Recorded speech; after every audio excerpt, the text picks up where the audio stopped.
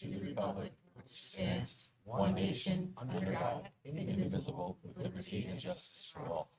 Thank you all.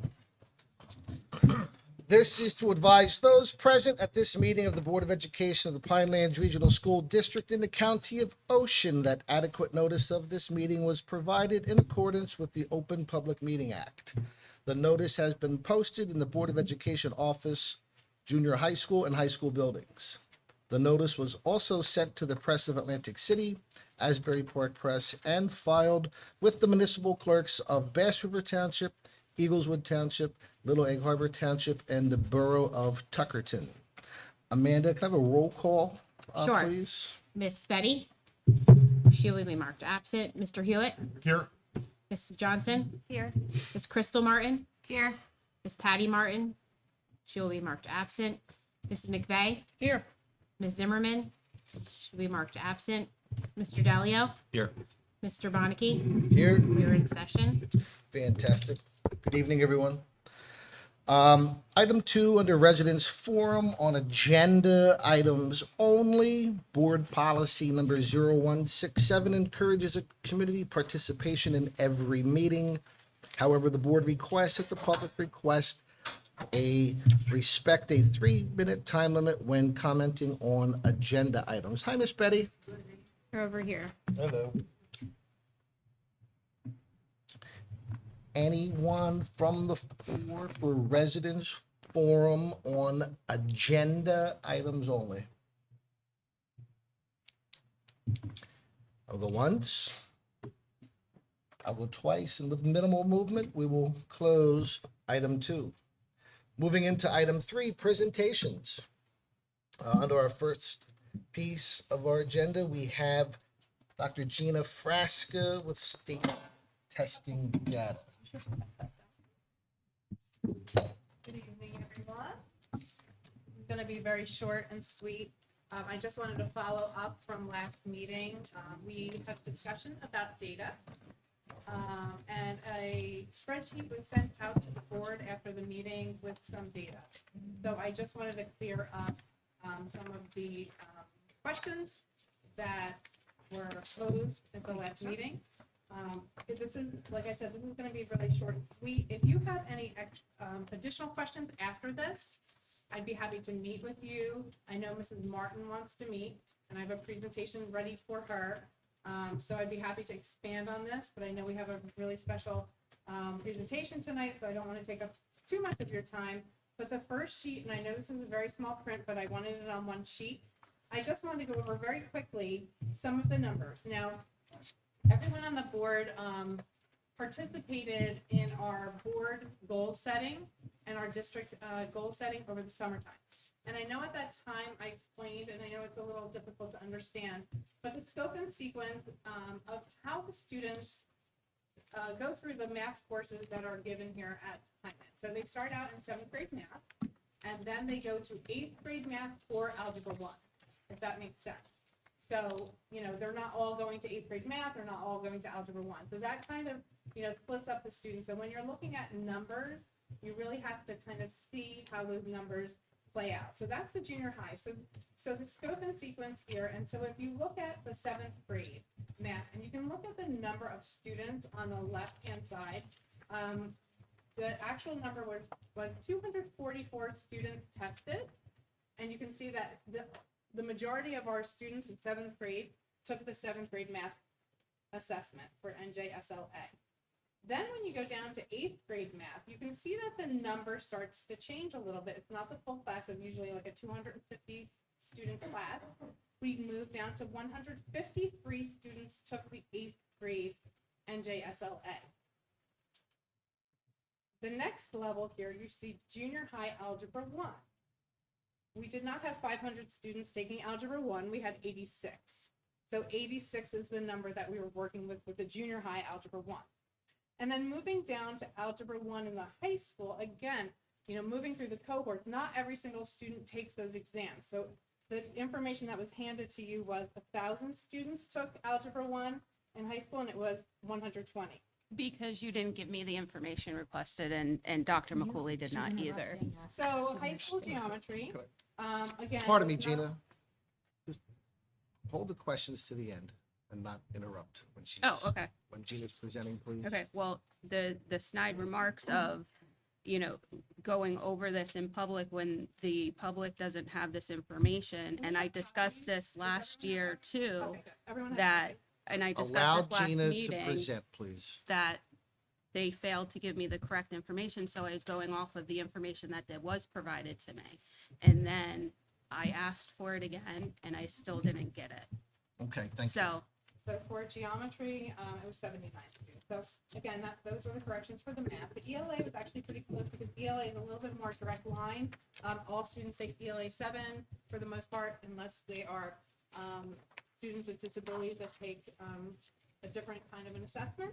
So the numbers are pretty close here for ELA 7, ELA 8, and ELA 9 to do the corrections there. And I did provide for you the math scope and sequence for the junior high and how students go from level to level in the junior high math, and then also when they get to the high school, so they start with either geometry if they've already had algebra 1 in 8th grade, and then they follow a scope and sequence to the right. And if they have algebra, and we just incorporated one of our interventions, is to have algebra for 2 years. So some of our students take algebra for 1 year, some of our students take algebra for 2 years. So just give you an idea. And then I just listed on the last sheet our math interventions. I think I included some ELA interventions.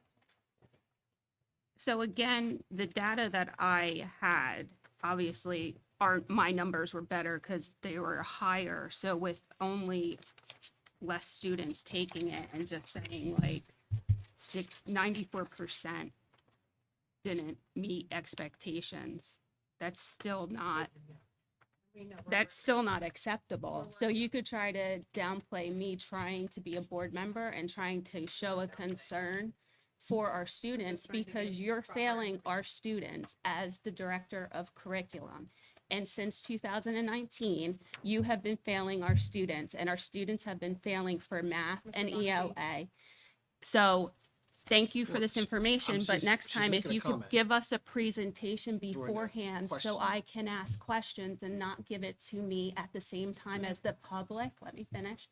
That would be really helpful. So then I can meet with you and I can get the appropriate information. This is my first year. I am trying to learn. I am a first year parent of a 7th grader. So when you come at me and degrade me and say, you and Melissa have 60 years of education, that's not right. You didn't start teaching at 15. Let's not play this game. Now You we've- both now we've don't crossed- have different, Stephanie, you now- weren't now on you've crossed different into a paths different of learning topic. education. You can't say you had a cumulative And she keeps knowledge going. of She needs to gavel. Stephanie, 60 I years don't like to of use the knowledge. gavel. I know you don't, Like, but listen, But, so for this information, That'll be maybe you enough. could, all right, maybe stay on if the you can topic. just give numbers instead of percentages, that might help me And learn and too. it's right here. Okay, but I can't distinguish this, so I'll figure it out, So, because again, this I'm was not also presented going to me extend beforehand again so have to this give any conversation. questions. For you to you come know, in and meet with me so I right. can give you, I have a little bit of a Correct. more detailed information for Mrs. Martin who wants to come in. So I would be happy to also sit with you, Mrs. But Johnson. why can't you present it to the whole entire board? Why does it always have to be She did. individualized? I'm okay with it. You don't agree But I'm with it, just I'm okay saying, with it. it's So like have the meeting with her. ridiculous Have that the meeting everything with is her. so hidden from us as a It's whole not board, hidden. and it's one person can get information, one person cannot get information. It's not hidden. It is hidden, I just want the public to have the correct information. Thank you, very Dr. much. Frost. but they're not getting Gina, the correct thank you. information because they're all staff members. It's not even the public getting the right information. I have no comment for that. All right, moving on.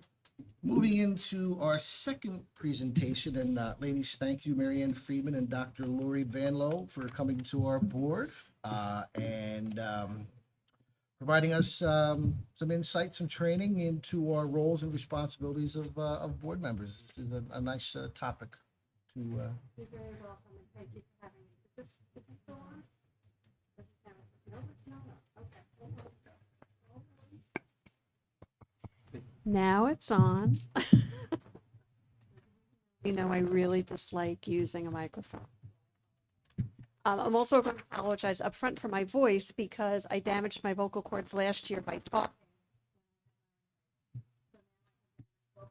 And after I talk for a few minutes, my voice gets very gravelly. I'm not sick and I don't have COVID and I'm not contagious. So nobody needs to do, I had a board member do this to me 2 weeks ago and for me. So I like to let my name is Mary Ann Friedman, Senior Field Service Boards. And Dr. Lori Bandlow is transitioning into Ocean County as I am transitioning out, and I will miss all of you because I have enjoyed working. So I will miss you guys, but I'm still here. I'm just moving in my place.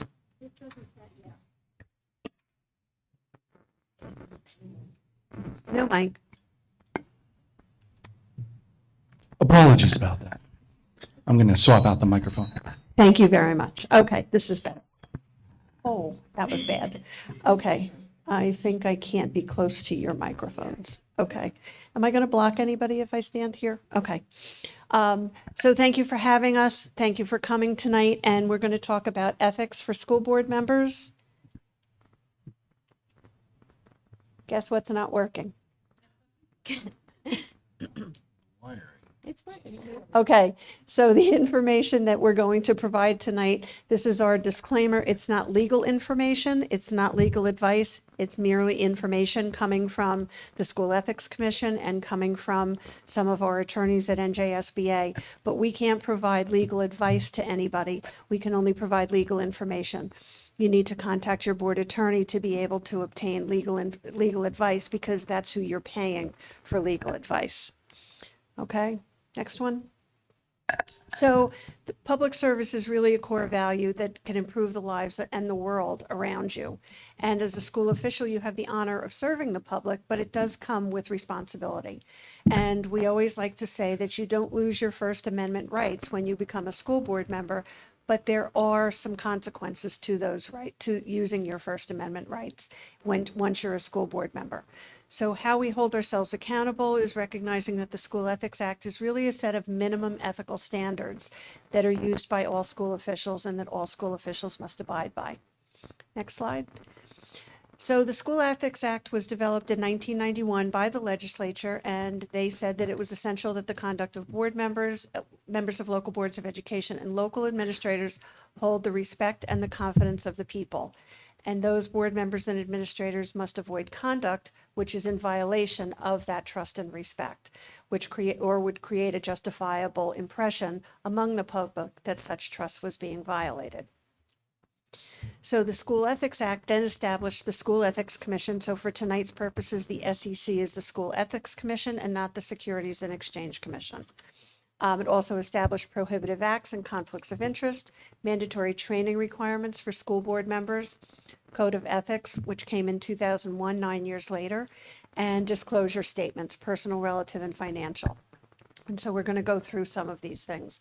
So who's accountable? The conflicts of interest and the disclosure statements are provisions that apply to all school officials. And all school officials are board members or charter school trustees, professional NJSBA staff and NJSBA officers. So we at New Jersey School Boards and Field Services and our officers and any professional staff have to go through those disclosure statements as well. And then administrators, anyone who holds a certificate as a school administrator, principal, or business administrator, or who holds a position that's responsible for making recommendations regarding hiring or purchase or acquisition of property and services. Okay. And then provisions, the code of ethics and mandatory training apply to board members and charter school trustees only. Okay, so the school ethics code, the code of ethics does not apply to school administrators. It applies only to board members and charter trustees. Okay, so who enforces the act? The School Ethics Commission is the body that's charged with enforcing the act, and there are 9 members total. There are 2 school board members, 5 non-school officials, and 2 administrators.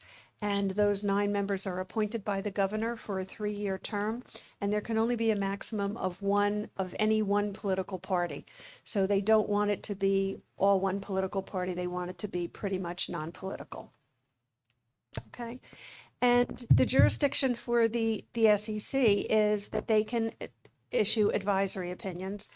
Advisory opinions, only a school official can ask for those. So only a school official means administrators who have the certification, as I said before, or board members, okay? And an advisory opinion is requested when something hasn't happened yet, but you think it might happen in the future. So for instance, when I got onto my board back in 1999, one of the other women who ran at the same time, we had April elections at that time. Y'all remember April elections? They were lots of fun. Voting on budgets, and the 9 years that I was on my board, we passed one school budget. So one of the other women who ran came to us in May at our reorganization meeting, and she said, my husband's thinking about running for town council. If he's elected, is there anything that there would be a conflict of interest for me to participate in? So the board didn't know the answer to that, so we asked for an advisory opinion, and our board attorney wrote up the advisory opinion and submitted it for us. And it was something that had not happened yet, but that might happen. So her husband was elected to the town council, and the advisory opinion that came back said that if he was elected to town council, that he would need to either, I'm going to give you that, he would need to abstain from something, or she would need to abstain in terms of any shared services that we might be doing with the township, any land acquisition. If, when we did not pass our budget at the time, you had to go before the town council and ask to remain whole. And so if she was going before the town council from a school board member perspective, then her husband would need to recuse himself, or if he wanted to be there on a town council basis, then she would need to recuse herself. So it came back with a lot of different things that we needed to be aware of. And we were very lucky because she and her husband worked these things out together. Neither of them decided they were going to actually push to be on the same thing at the same time, which made things easy for us. So it let us know any proposed activity or conduct that would be in violation of the Code of Ethics. And so they issued that statement. Then the other thing that the SEC can do is it adjudicates ethics complaints and ethics violations. So anyone can submit an ethics violation or an ethics charge to the SEC. It doesn't have to be a board member. It doesn't have to be an administrator. It doesn't have to be a parent or community member. It can be somebody who just happens to be in your meeting or watching your meeting and see something happen, and they think that there's been a violation of any one of the 10 tenets of the Code of Ethics, and they can write up a charge. Writing up a violation or an ethics complaint is not something that is a 5-minute process. It usually takes some time. You need to have evidence. You need to have usually some witnesses for that. And it's meant to be a process because the SEC, the School Ethics Commission, doesn't want people filing flagrant violations or complaints. Okay, they don't want you to be upset with somebody one night and go home from a meeting and say, okay, I'm going to write up this ethics charge. It's meant to be a process. Okay, and in any given year, according to the School Ethics Commission, they get 85 ethics complaints filed, generally speaking, and 35 advisory opinions are requested. So the other piece to this is that a lot of people think that an advisory opinion is really just an opinion and it doesn't have any teeth to it. Well, it actually does, because once the School Ethics Commission has rendered or distributed an advisory opinion, it does state that you are responsible for the conduct if you should then take that issue that you said that you've been told you would be in violation of doing if you were participating in that act, that it would constitute a violation of the Code of Ethics, and the school officials must avoid engaging in that conduct. And failure to do so would, if somebody files a complaint, would likely lead to a violation and a recommended penalty. So while a lot of times people think an opinion is just an opinion and it doesn't really have teeth, if somebody then chooses to do that activity, they can be, and somebody files an ethics charge against them, they can be found in violation of that, because the SEC considers that advisory opinion kind of a warning. Okay, so it would be like going up to a police officer and saying, you know, would I get in trouble if I did this? Would this be against the law? And they say yes. Are you going to really test the waters for that, knowing that now you know that that would be a problem? Okay, next slide. So the training that is mandatory is in the first 90 days of becoming a new board member, you need to take Governance 1. So anybody who is appointed or elected for any kind of a term, it can be a 6-month term even, has to take Governance 1 within 90 days. You used to have a year to do that. Now it's 90 days since this past year. Governance 1 is new board member orientation, and the legislature felt it would give you the basic skills knowledge on NJQSAC, which is New Jersey Quality Single Accountability Continuum. It's the monitoring system that all public school districts have to go through. HIB is harassment, intimidation, and bullying. CSA is superintendent evaluation. We use CSA and superintendent kind of interchangeably. OPMA is the Open Public Meetings Act. It also talks about Oprah, not Oprah Winfrey, but the Open Public Records Act. OPMA is an Open Public Meetings Act and the Code of Ethics. So all of that is contained in Governance 1. And we are legislated, the legislature has assigned NJSBA to provide the mandatory training. So only NJSBA can provide this training for school boards. Then in your second year of your first term, you would take Governance 2, which is now about the board's role in policy and finance, and that you have the year to take, although we do encourage you to take it at the beginning of the year so that you have those skills and that knowledge throughout the year to help you be a more effective board.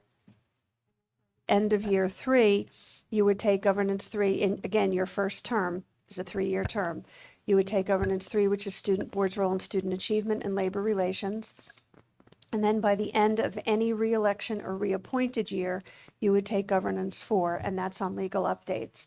Governance 4 is not usually available until February or March of the new year because that's completely overhauled each year because it's all about legal updates. So they have to gather all that information together. And then we provide all the governance training through several options. There's in-person. If you have any board members who are coming on new in January, there are 2 weekend new board member orientations. Do you have anybody new coming in? Yes. Okay, so the two weekend programs, which is one of the new ways to get new board member orientation, January 24th, and it's a Friday, Saturday, Sunday, and I think it's February 21st. And those will be available for the business administrator. The business administrator has to register any board member for any mandatory training. Anything that there's no cost to, you would be able to register yourselves for. So like the county meetings and different things like that, you can register yourselves for, but mandatory training, the business administrator needs to register you for. So that opening registration will be open on January 2nd. So if you have somebody who's new coming in, you can offer them either of those 2 weekends. They fill up very quickly because we can only take 100 people at a time. So we can only take 200 people through both of those programs. But we also have other in-person opportunities, live virtual, and a self-paced online course. And I believe there'll be 2 full-day Saturdays that can provide Governance 1, Governance 2, or Governance 3. Okay, so the disclosure statements, all of you have already filed those. For anybody that's new coming onto the board in January or anytime they're appointed, they have to complete those disclosure statements within 30 days of the start of employment or service. So it would be board service. And that's all electronic now, and your business administrator gets you set up with the Department of Education, and then they send you a link, and you need to get that done within 30 days. It's not, the financial disclosure statements are not asking you how much money is coming into your home, it's where the money is coming from. So if you're working outside of the home, if your spouse is, if you have children that are living at home that are under your roof, you need to include them in those financial disclosure forms. And then the personal and relative are for any relatives that you may have working within the district or in another district. And then also personal is if you have any potential conflicts of interest where your situation is and where your income is coming from. And then, yes. Those disclosure statements, like if someone isn't truthful. They go to the department. So if there are irregularities in the disclosure statements, they go to the Department of Education, the SEC, the School Ethics Commission holds those, and they take a look at those, and part of that helps them to know whether somebody would be conflicted or not Okay. in any shape. And is it way, the shape, or same format of the ethics complaint? No, it's, what do you mean?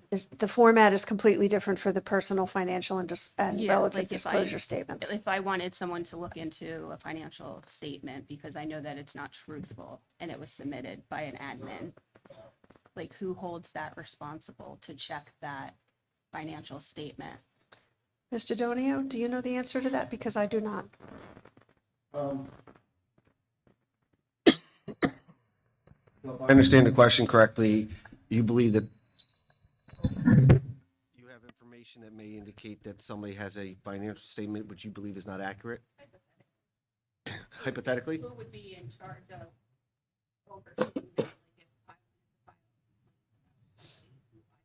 if I is not truthful in the financial statement, what organization holds that? I've not had to look at this question before, so I'm just speaking kind of extemporaneously and off the cuff. I would say I'd probably start the school ethics commission itself, since they have the repository of it. And then to a certain extent, if they, deem that there was sufficient evidence, they might request that a petition be filed with them or some type of complaint at the commissioner level. And that But goes I've against- not had that come up. Okay, and then any returning school officials have to complete those financial relative. Can I just ask a clarifying question? Sure. So the whole purpose of that disclosure statement is to verify income, correct? And where it's coming from? Where it's coming from. Where it's coming from To and see if there's relationships to some kind the, of conflict. yeah, Right. and relationships to the district. Right, Right, gotcha. right. Okay. And then if you're a returning school official, you need to complete those financial disclosure statements, and the deadline to file those is April 30th. So as I said, we file those also, we have to file those also as NJSBA professional staff, and the officers of NJSBA have to file those too. Okay, so the penalties if you're found to be in violation of one of the tenets of the Code of Ethics, there's a reprimand, and the SEC makes the decision on the on the situation, on the disciplinary measure, and then they make that recommendation to the Commissioner of Education. And the Commissioner of Education can either approve it, they can accelerate it, or they can decelerate it. So a reprimand is a rebuke by the Commissioner. It's not that somebody violated the standards, but it doesn't result in a formal resolution. A censure is a formal disapproval by the Commissioner, and it's publicized by adoption of resolution at an open public board meeting with a quorum of the board. And it's a resolution that states who the board member was or who the party was and what tenets of the Code of Ethics they violated, and that the censure was the actual disciplinary measure. There's also suspension, and somebody can be barred from engaging in their board activities for a designated period of time. That could be a month, 2 months, 3 months, 6 months, and then removal would be immediate termination from the board membership or employment if it was an administrator. Okay? So we're going to go through the Code of Ethics. The piece that you see in the green is the actual tenet of the Code of Ethics, and it's charted up there as what the actual 18A. NJSA is New Jersey.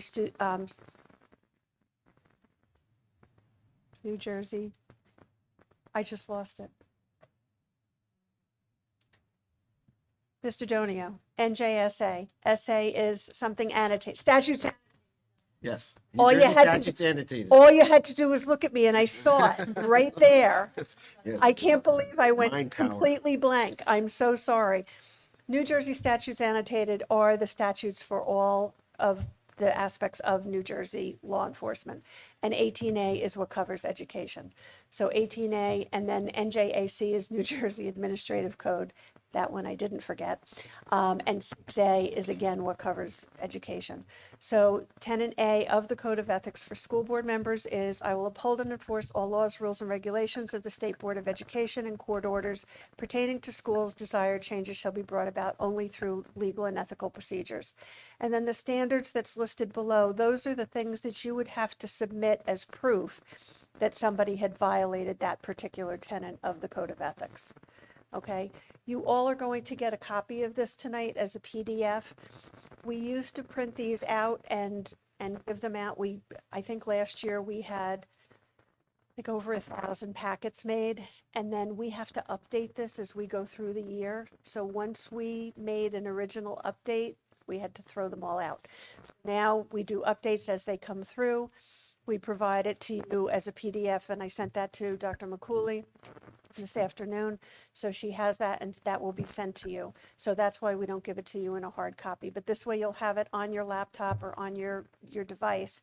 And anything that's underlined as we go through, whether it's an advisory opinion or whether it's an actual complaint that was issued, will have a line underneath it. And if you right-click on that, it'll bring you right to that particular AO advisory opinion or decision.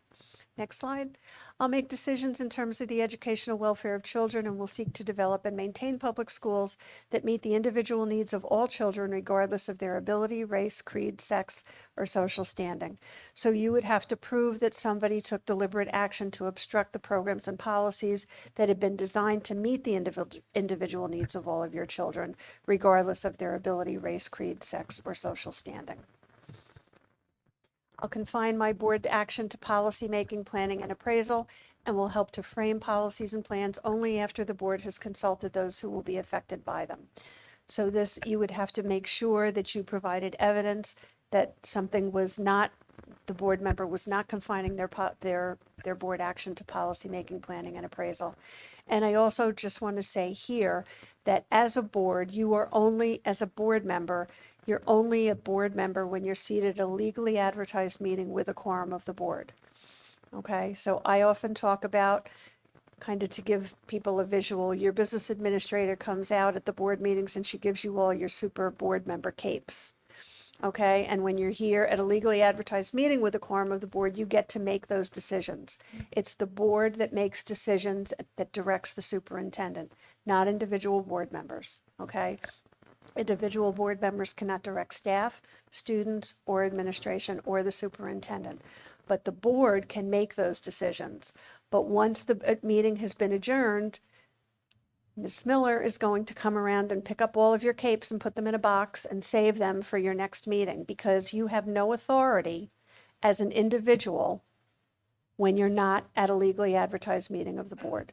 Okay, the public is always going to see you as a board member, but you're only a board member when you're seated at a legally advertised meeting of the board. Okay? So if I, Sure.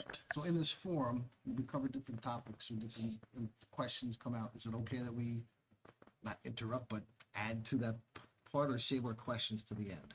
For what we're doing right now? Yeah. You can ask a It's question. relevant because Go ahead.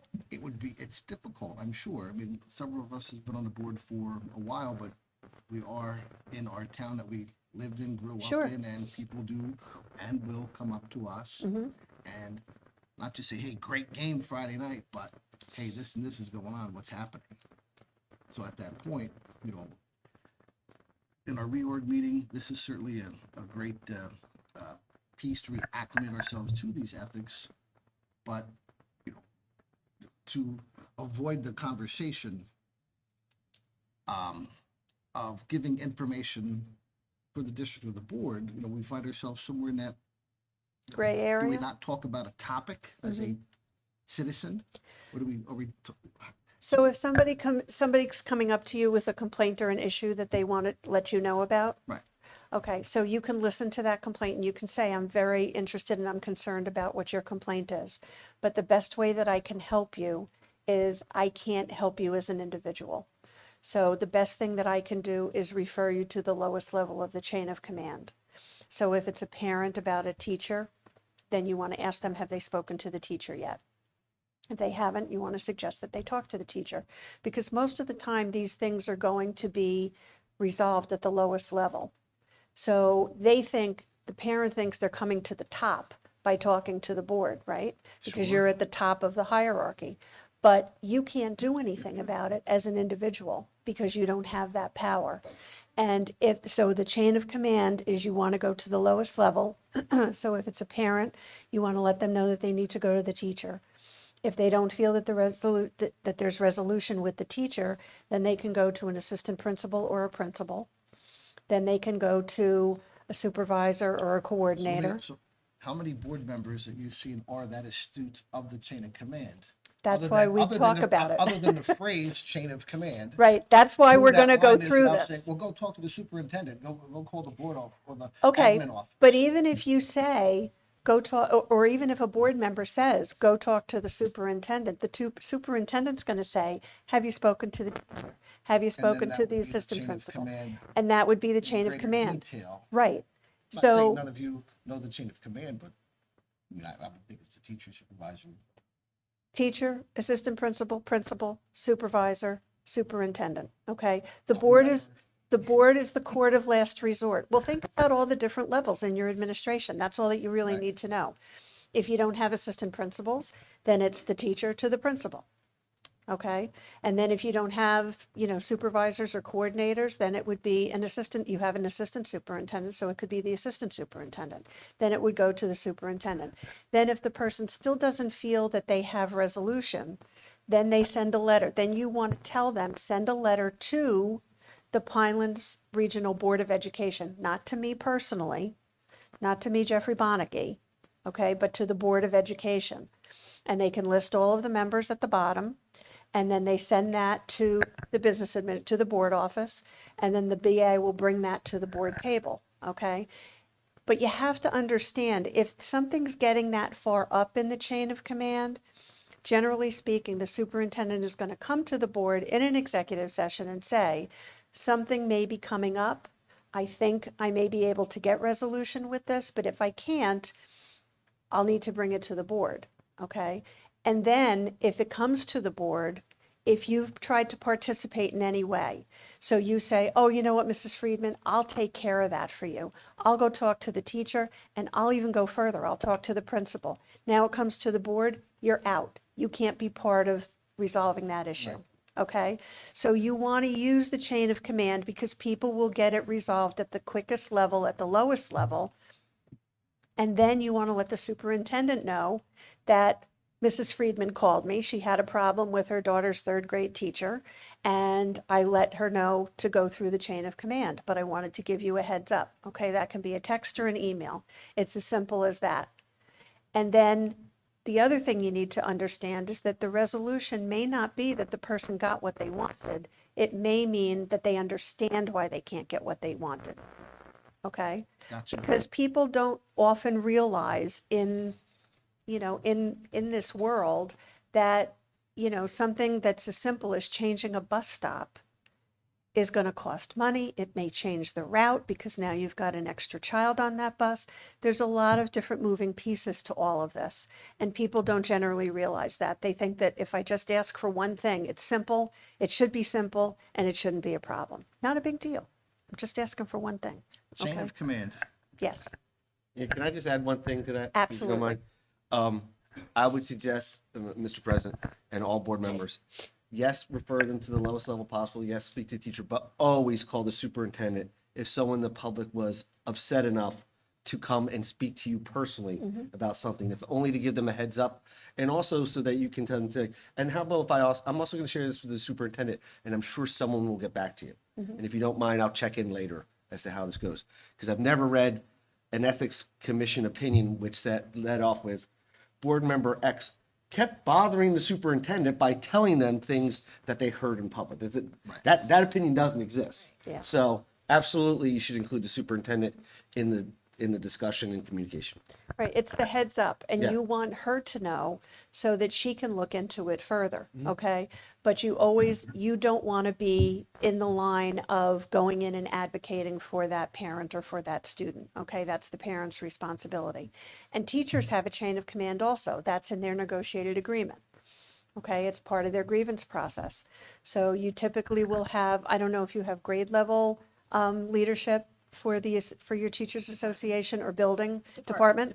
Okay, so you have departments. So if somebody calls you and says, I'm having a problem with so-and-so with another teacher or whatever, you can thank them for letting you know, but let them know they need to go through the grievance process in their negotiated agreement. And then again, text or email the superintendent or call and say, just wanted to let you know, Mrs. Friedman called, she's having trouble with Dr. Banlow, who's one of her co-teachers or another teacher in the building. They're having a lot of trouble and she's probably going to file a grievance, but I sent her through the chain of command and I wanted to let you know. Great. Okay? Thanks. And Mary Ann, also Yes. too, with that, with the chain of command. So, and it does happen, parents do, or people do, they don't understand the chain. So if a parent came to you and, you said to go to the teacher, is it okay to then tell that parent, I'll follow up on it, or follow up with the superintendent as a board member? Well, you're gonna send that information to the superintendent anyway. What I always suggest is that you let the person know what that full chain is, so that they don't have to keep calling you back, which can be frustrating for them. I have to now keep calling Mr. Dalio because, did I say your last name right? I never know if I'm said saying. it right. Okay, I always feel like I'm saying it wrong. Get it right. You know, I don't want to have to call him again because that I don't want to annoy him. But I only knew that I was supposed to go to the teacher, and I didn't know what to do after that. So you can let them know what that process is, and that way they can take care of it. But then you're also going to have sent an email, a text message, or a phone call to Dr. McCooley and say, so-and-so called, this is their issue. You know, I'm concerned about it, but I sent them through the chain of command, because that covers you as well. The reason why I'm saying that is because if I've heard it before, Mm-hmm. other people have said something like that. And you don't want to keep on going back and forth with that person. Mm-hmm. But you also would like to check up to make sure that that concern was addressed Mm-hmm. and how far a board member can go. That's why I'm bringing it up. You can ask them to let you know how things go. I I prefer that the board member not be getting back to the person, just because you don't want to give that appearance that you're in control of the situation or that you're working on this situation for them. Because they need to know that you have no authority to do anything outside of the board meeting. And should it come to the board table, if you've interfered in any way, you've gotten into the weeds of that issue, gone and talked to the teacher, gone and talked to the coach, whatever, if it comes to the board table, you're out. You can't participate. Thank you. Yeah, okay. I'll carry out my responsibility not to administer the schools, but together with my fellow board members to see that they are well-run. You are not supposed to be managing the school district. You have hired a superintendent, and the superintendent has hired an administrative team to take care of that. And you don't get to administer the schools, but you're going to see that they're well-run. And you will be able to evaluate the superintendent, if you don't have a conflict of interest in evaluating the superintendent every spring, on whether you feel, how you feel the superintendent is managing the school district. Okay? Next one. I'll recognize that authority rests with the Board of Education and make no personal promises, nor take any private action that may compromise the board. Again, this is, somebody calls you and says, I really thought that, you were going to help to, during your campaign, you said we would get a girls lacrosse team going. How come you didn't do that? Once you get on the board, if you've been campaigning and you haven't been a board member before, you know that it's going to take, in a board of 9, it's going to take 4 other people to be able to create that decision, okay? Because you need 5 people in a board of 9. You need 4 on a board of 7, 3 on a board of 5. So you always need other people to be able to do something. And again, remember, it's not individuals that direct the superintendent or any staff member. It's the board that directs the superintendent, and the board only directs the superintendent, not staff. Okay, you have one employee, and that's the superintendent. Okay, next one. I'll refuse to surrender my independent judgment to special interest or partisan political groups, or to use the schools for personal gain or for the gain of friends. So you would have to be able to include evidence that the person took action on behalf of or for the gain of themselves or friends, unwarranted, what's the word I'm looking for? Unwarranted privileges, things like that. Okay, next one. Oh, this is one of the ones that's violated the most. Whoa. I will hold confidential all matter. Whoa. Can you go back? There you go. I'll hold confidential all matters pertaining to the schools, which if disclosed would needlessly injure individuals or the schools. In all other matters, I'll provide accurate information and in concert with my fellow board members, interpret to the staff the aspirations of the community for its schools. What happens in executive session stays in executive session. Okay, if somebody can't be there because they have a conflict of interest in being there, you don't call them on the way home and say, this is what you missed. The conflicts of interest have been implemented and have become institutions because it's to protect the individual board member, then to protect the board, and then to protect the district. Okay, so yes. Mary, what would your suggestion be, or have you experienced this, where something is discussed in executive and then it appears on Facebook with like a pseudonym or some kind of anonymous, but it was only discussed in executive hours earlier? That's a problem. And that can be a big problem because you can usually the things that are being discussed in executive sessions have to do with personnel, have to do with students or staff. It could have to do with negotiations, which could tip the board's hand on what they're looking to do in terms of negotiations, if it's shared services, all of those kinds of things. They can only become public information when nobody is going to be harmed by that information any longer. And so there is a mechanism for those things to become public. But for the most part, when something's happening in executive session, HIB information, things like that, that has to stay as closed session because you don't want student names getting out there, either the person who was bullied or the person who was doing the bullying. If it's a staff issue, you don't want the staff name to get out there. Staff are covered by confidentiality, personnel are, and students are really too. And oftentimes you'll see in your agendas that staff or students may be not named, but given an ID number, or student ID number or a staff ID number. And so that's one of the reasons why you have to be able to let your business administrator and your board attorney know at reorganization every year what conflicts you may have. If you have immediate family members or relatives working in the district or in another district, you have to let them know because they can let you know. So for instance, I didn't have any other conflicts when I was on the board. I didn't have any family members working in the district or in any other district. But I was going into the board meeting one night and our business administrator, Brian, came over to me and he said, Mary, you can't vote on, action item 9C or whatever it was. And I said, okay, how come? And he said, that's Eva's homeschooling. My daughter had mono, had just been diagnosed with mono, and she was going to be out for 3 months, and so she needed to be homeschooled. I can't vote on something that's directly impacting only my daughter. Okay, I wouldn't have known that because it was an ID number. I don't think anybody knows what their kid's ID number is when they're in school.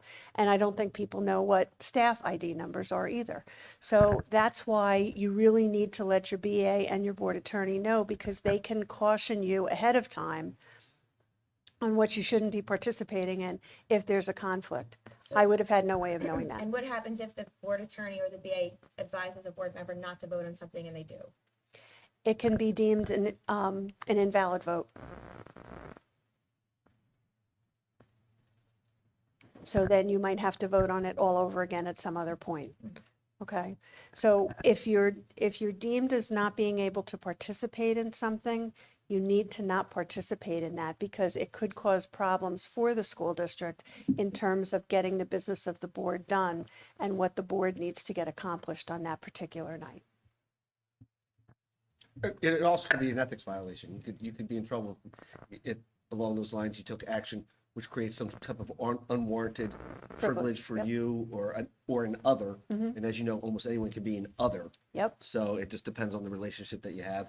And in particular, if you've been previously advised not to vote on something, the failure to adhere to either advice of the School Ethics Commission or the board solicitor is often looked at with a heightened degree of scrutiny by the School Ethics Commission because they're like, you were told not to do this. Right. And you still did it. Right. And that's usually, something they take much more seriously from the enforcement disciplinary stand. Absolutely. How do you want to do this? Mr. Bonnicky? There was a Question from the, question.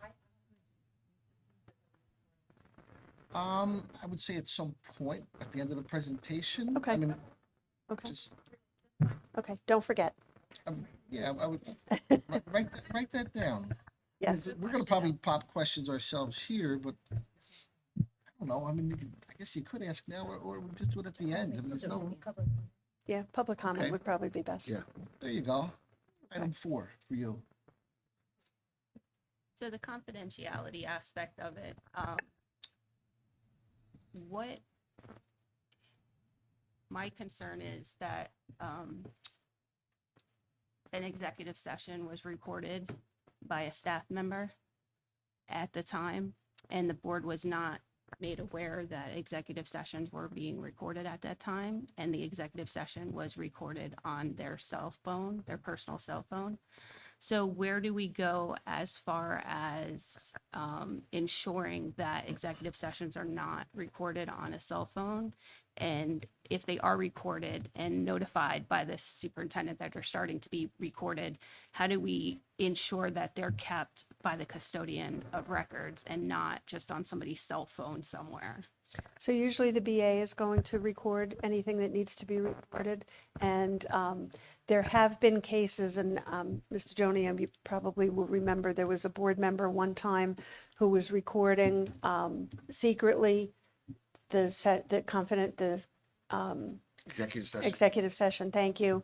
And I can't remember what the decision on that was, do you? I do recall the case. I don't recall the actual decision. I do believe it resulted in some Disciplinary, yeah, I Yeah. don't remember what it if was. it wasn't a board member and it's somebody else that was in executive session? It should be disclosed if somebody's recording something, but it really should be the business administrator that's doing the recording. Okay. If it's during executive session, okay, because they usually will use that to take notes and things like that, and to have those as backups, because typically there's going to be 2 executive session minutes. There's going to be the one that gets out to the public, which is that executive session was held for personnel matters or, negotiations or a student HIB, whatever.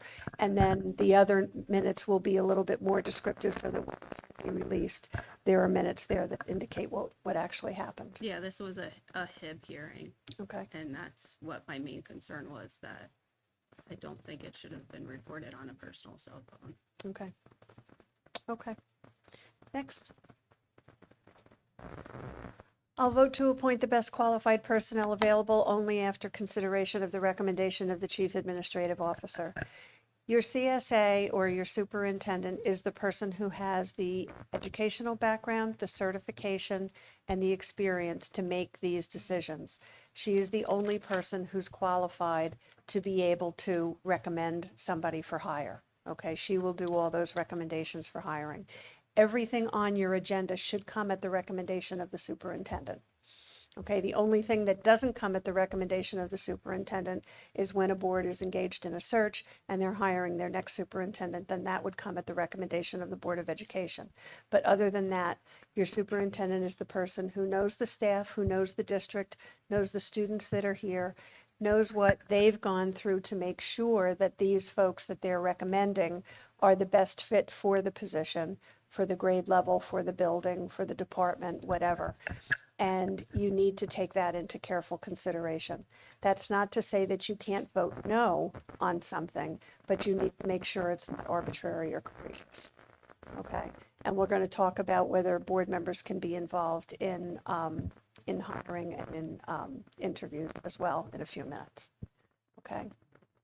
Next one. I'll refer all complaints to the Chief Administrative Officer and act on complaints at public meetings only after failure of an administrative solution. So this is really that chain of command tenet of the Code of Ethics. You're going to refer people through the chain of command. A lot of districts have the chain of command on their board page, on their district website, and it shows if you have an issue with, if it's a parent and they have an issue with a teacher, who they should go to, what the next level should be, and the next level should be. I have seen some that have been so incredibly complex that I don't know that I would be able to follow them. You want to try and make it as simple as possible, what the steps would be before they would go to the superintendent and before it would come to the board. But you can post that on your website if you would like to. And I can't remember if you have it up there or not. You do? Okay, perfect. Okay, next. So the chain of command. Again, we've pretty much talked about this already. An issue that needs to be handled is most expediently going to be handled through the chain of command. So for parents and community members, there's a chain. For staff and administrators, there's a chain.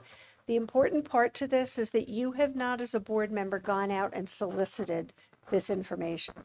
Okay, if you're over at the school and you're picking up your child or a grandchild, you don't go say to a teacher, how's that new curriculum doing, that new math curriculum or that new science curriculum, that new English language arts curriculum, how are those things going?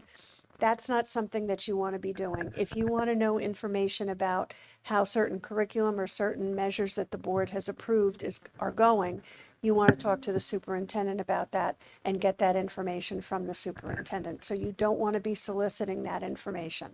You want to be really careful. You're going to refer the individual to the lowest level in the chain of command and then notify the superintendent, either through a text, an email, or a phone call, and advise the superintendent that you've referred this person back through the chain of command. Okay, next. So these are some cases that have been related to the Code of Ethics. If it's a C, it means that it was a complaint. If it's an AO, it means it's an advisory opinion. I'm going to go through these pretty quickly because you will have these in that email that Dr. McCooley is going to send you after this meeting. And if you click on, for instance, the C98-21, if you right-click on that, it will bring up the whole complaint. So a board member copied and pasted information from a board email and sent it to the non-public contents to township officials, and it revealed inner communications and potential to compromise the board. The information was considered confidential as the board hadn't voted on the contents yet, and the SEC recommended a reprimand. I don't think that the commissioner has decided on that yet or given his approval. The next thing, C5920, a member sent email from a district account to a known political entity misrepresenting the intent of a rally at the district. The content suggested political motivations and only invited one side. Using the board email can give the impression that statements were made on behalf of the board, and that was a reprimand. Who speaks for the Board of Education? Board members, who speaks for the Board of Education? The board president is the only person that's authorized by policy and bylaw to speak for the Board of Education, okay? The superintendent is the only person who speaks for the district. So if you're using a district email address to, to send out anything, and you shouldn't be, by the way, that can indicate that you are speaking for the board. Disclaimer or no disclaimer. I'm going to talk to you about the disclaimer in a few minutes, but up until about 2018, the disclaimer was really kind of a get out of jail free card, and it's not any longer because the content of what you're posting, even if you use that disclaimer, if it then goes into discussion about how you were acting on the board with the board, the SEC felt in 2000, I believe it was 2018, that the average member of the public wouldn't be able to discern that the board member truly wasn't speaking for the board and in his own personal content, in his own personal aspect. So you have to be really careful about that. C2020 was on their own. A board member contacted vendors and districts for prices to go from MacBooks to Chromebooks. That could express disagreement at a board meeting, but it was inappropriate to conduct a private investigation. That is not a board member's responsibility to do that. If you want any kind of an investigation, you would bring it up at a board meeting. You would say, have we talked about going from MacBooks to Chromebooks? And can we find out what the information would be, what the costs and all of those other things would be? And again, it would take 5 of 9 people, 4 of 7, or 3 of 5 to really make sure that that provided direction to the superintendent or to the board, to the business administrator, okay? Effectuated plans without consulting with those who would be impacted placed the board at risk, and that was a censure. So that was something that was a resolution that was read at a board meeting, a public board meeting, naming the board member and what they had violated, what tenet of the Code of Ethics they had violated, and they had actually violated. Next one is somebody used their board email to express personal views on mask mandates. This was when COVID was occurring, and they encouraged action. They also sent it to the state legislature and members of the public. So that board member was perceived to have been speaking for the board instead of voicing his own personal or her own personal views because they used their board email to do that. Next one. There were two incidents in this one. A board member accused the superintendent of changing the graduation date due to a personal conflict. And then the same member, I think we talked about this last night at the county meeting. So if anybody was at the Ocean County meeting last night, this was discussed. Same member, a secretary of a local organization, was told by a principal that the chorus wouldn't be able to perform in an annual event. So they texted the chorus teacher to ask why. The request for the explanation from a subordinate was administering the schools. They were trying to change the date and get information, didn't go through the proper channels of talking to the superintendent. And it gave the appearance that the board disagreed with the administration, and it put the chorus teacher in an uncomfortable situation and was really tantamount to an investigation being done by the board member instead of referring it to the superintendent. And that was censure read at a public meeting.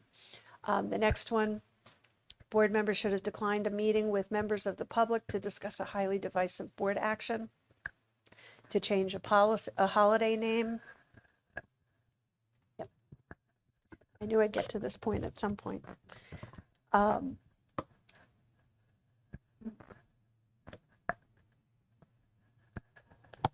And so the independent action undermined the administration's responsibility and authority to address the concerns and the issues that were and put an unnecessary strain on the administration and board relationship.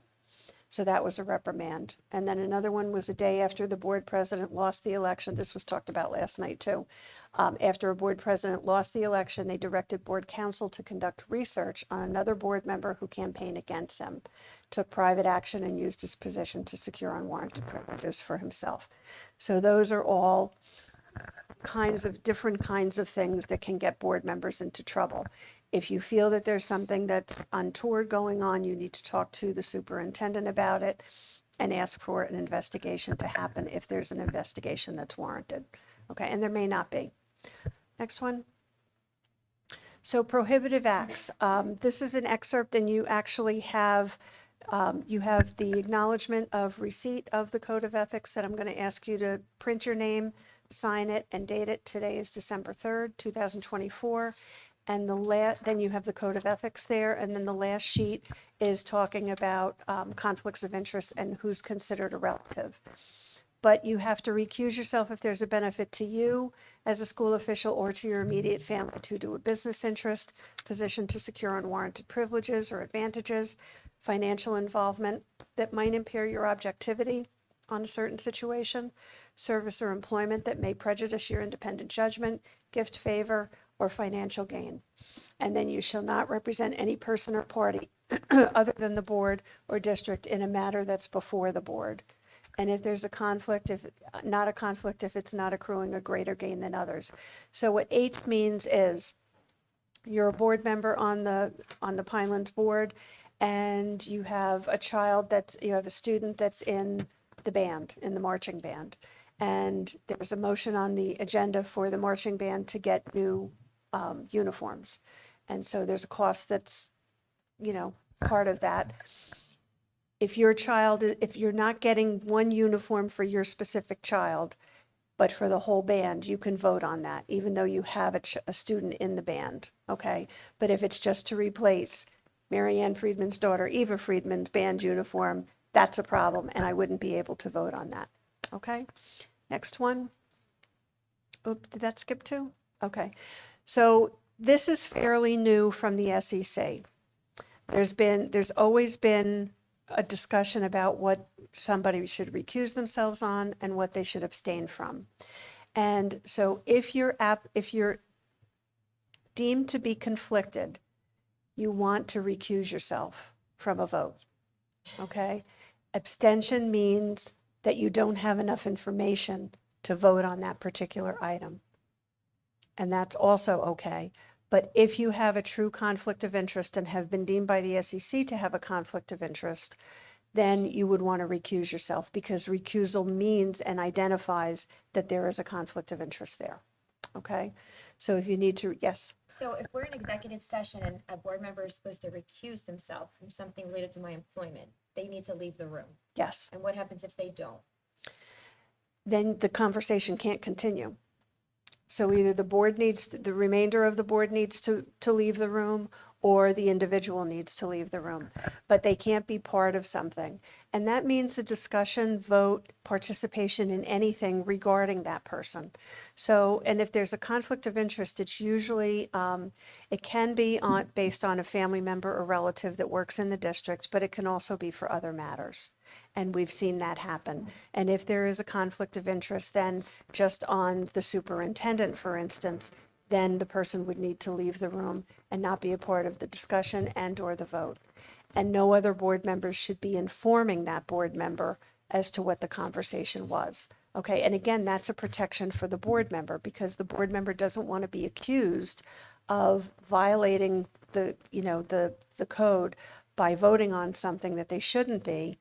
And also they could be accused of voting on something only because they feel that the superintendent may treat their family member or relative, if that's the case, in a more beneficial way, if they vote to do something for the superintendent, or if they're trying to get back at the superintendent by voting no on something. So it can be a complicated issue, but if there's a true conflict, either deemed by the SEC or oftentimes deemed by the board attorney, then you would recuse yourself on that, and you would not be a part of the discussion or the vote. Okay? Can we just clarify something else on that? Okay? So there's an advisory that says that I cannot formally evaluate Miss McCooley. Okay? So I have not taken part of her evaluation, but every board meeting where our cell phone reimbursement is on the bills list or travel reimbursement, I don't consider that an evaluation. It's part of her contract, so I'm voting yes on that to get her the reimbursement based on her contract.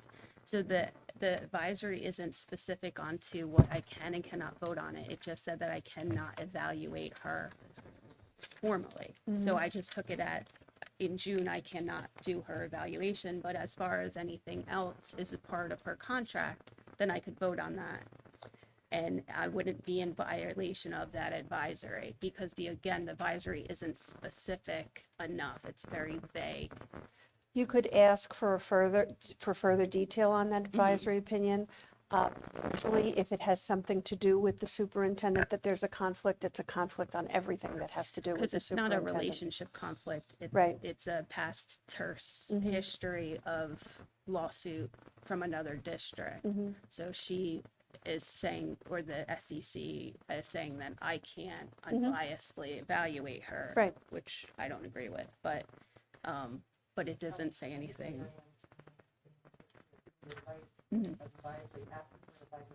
To go, yeah. Yeah, Yeah. absolutely. Marianne, it Yes. clearly states any matter involving your employment. Okay, So that anything a part of my contract involves my employment, which Right. would be travel, which would be anything really on an agenda, sure. which she has been advised by the attorney not to vote on. And as I said, I would pretty much agree with that, even if it didn't say all of that. Correct. Because typically, if you're not able to evaluate the superintendent, you're not able to take part in personnel matters regarding the superintendent. So those would be personnel matters. But the complaint too is that I'm not doing anything outside to question the public's trust in my decision-making. You have to recuse yourself from those, and that lets the public know that you have a conflict and you can't vote on those things. So that allows the public to know that I can't legally vote on these things because I've been deemed to have a conflict of interest. Okay. Okay, there have been cases where, I know two for a fact, one was actually in my district where new superintendent was hired and the secretary for the superintendent was not a good match for that particular new superintendent who came in up the ranks of the school district. And so there were attempts to be made, that were made, and finally the secretary was terminated. And so that person then ran for the board in the next election, okay, and got on the board. And so the remaining board members said, this can't be a good situation. So asked for an advisory opinion and was told that somebody that had been terminated by that superintendent would not be able to participate in anything that they had to do personnel-wise with that superintendent. So, you know, there have been at least 2 cases that I know of, and again, one of them was in my district when I was on the board, where that kind of thing has happened. But typically, if you're not able to evaluate the superintendent, then you wouldn't be able to take part in any The personnel advisory matters. goes on to say that it doesn't necessarily cause a conflict and that it's a case-by-case situation. So maybe in that situation, I should get a more specific advisory. It doesn't say that. It does say that. I It could send clearly it to you. says I even anything related highlighted my it to you. employment. Well, yeah, I mean, we've had this conversation at length and repeatedly. I have given the advice that I don't believe Ms. Johnson should take any action with regards to anything regarding the superintendent. I've spread that on the minutes. That's my advice. I do not read that opinion to be that narrow. Okay. I believe that it does cite that in determining conflicts, it is necessary to look at it on a case-by-case basis. And the School Ethics Commission will not speculate on the possibility, but it did set forth, I think, in very express and unambiguous language, the parameters of that conflict and the need for recusal. And I'm glad that actually the School Ethics Commission has finally picked up my advice to them, which was to stop using abstain and recusal interchangeably. They're not the same. No, they're not. Recusal is based on conflict. Abstention just really means I don't really have an opinion on this vote, so I'm really. gonna Or go with the enough flow. information, or Yeah. enough information to make the vote. Yeah. And the reason that they did that was so that a recusal actually means something to the public and in the minutes that the person can't participate in that And it decision. can change depending, as long as there's no statutory language that's really quite on point as to the number of votes necessary. It can change the outcome of the vote because it can change the quorum and it can change Right. the number of votes necessary. Yep. Provided there's no statutory provision in play. So in one situation during executive, the superintendent didn't recuse herself from a matter where she would financially benefit You need to be from. very careful, you're revealing So in that situation, executive session information. I can't comment on that, okay, okay? I'm not the arbiter of these things, the SEC would be. But you have to be careful as board members, even now, not revealing information that happened during executive session, okay? Because that could be a breach of confidentiality. well, we asked for this to hash out things privately in executive session, but obviously we didn't. We can't No, be, I we know, can't be a understand part that. of executive session. We are under the impression that you were gonna mediate and kind of, A trained mediator, and NJSBA cannot mediate between the board and the superintendent, or between the superintendent and the board. We need to work with everybody. So you would need to hire a trained and, you know, somebody who's a certified mediator to come in. But that would be done in executive session. That would not be done in public. Okay? yeah, that's what that's what's supposed to be. Yeah, no, we can't be a part of that. I'm sorry. But isn't the SEC, this is something I'm going to clear too, isn't it when the SEC comes down, the advisory committee, how they answer, they're looking out for the public's trust and how the public perceives it. And it's not up to the board member whether they feel objective, they can be objective. It's the fact that the public sees that person, that is a conflict. That's why you recuse yourself. Yes. That's the reason why. Yes. I mean, I've had situations where in other districts years ago, the board president was arguing with me because his sister worked in the district and he couldn't be, and obviously is a relative and an immediate family member, pretty much. And he said he couldn't participate in the superintendent's evaluation or anything to do with the superintendent's eval or anybody in the chain of supervision above his sister. And I said, that's from the SEC, that's from the legislature and from the School Ethics Commission. It's for your protection. And he looked at me and he said, I haven't talked to my sister in 7 years. I said, okay, until the SEC says you can't be a part of evaluating the superintendent if your sister is working in the district, unless you haven't spoken to her in 7 years, then you can evaluate the superintendent. This is a non-issue. You just can't do it. You know, and doing it, going forth and doing those things invalidates everything. And it really makes it a problem because you can, you know, somebody who's participating in a superintendent search who's not supposed to be can invalidate the entire search. and then the board has to start all over again. So that's why there are all of these situations. And, by the way, and I know Kathy Whalen said this last night, these things actually happened. We at NJSBA are pretty creative and have, pretty wild imaginations, but we can't come up with the stuff that has happened in New Jersey. We just can't. We just couldn't even go that far. And you probably couldn't either. Maybe you could. Only thing I haven't seen at a board meeting is a live birth. I've seen everything else. Now you just jinxed it. Okay, let's see. Nobody? Okay. I think we're good for tonight. And the other thing that I always say to boards is I'm not an attorney and I've never played one on TV. So I can give you sometimes legal information that I know is accurate, but I won't ever try and give you something if I'm even, a little bit iffy about. I'll suggest that you either talk to one of our attorneys at NJSBA, which you can do, but they can only give you legal information. They can't give you legal advice. Legal advice can only come from your board attorney. Okay?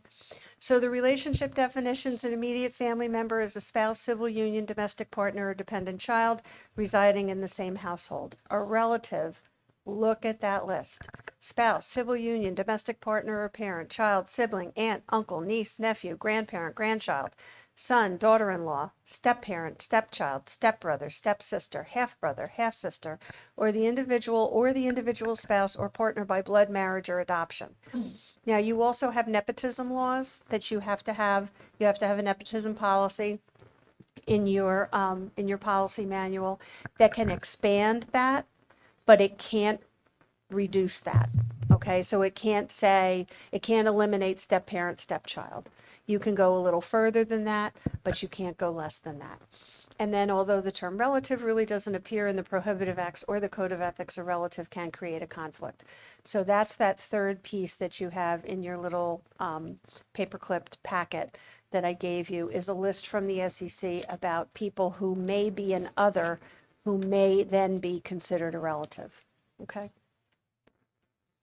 That's what that looks like. That's only part of it. Okay, and that came out from the SEC in 2023, and we were doing the happy dance when that came out because it answers a lot of questions about whether somebody would be considered a relative or not for either matters related to negotiations or to the employment or evaluation of the superintendent. Okay, next.